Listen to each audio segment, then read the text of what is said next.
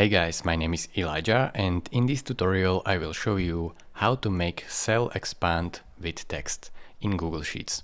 This is very simple and straightforward, just follow my steps.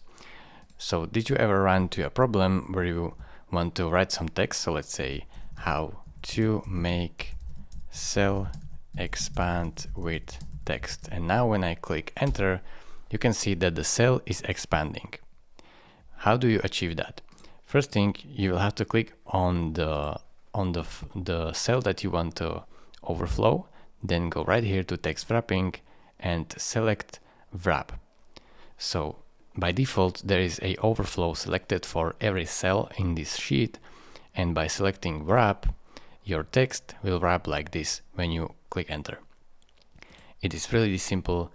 Thank you very much for watching. If this video was helpful to you, consider subscribing and liking this video, and I will see you in the next tutorial.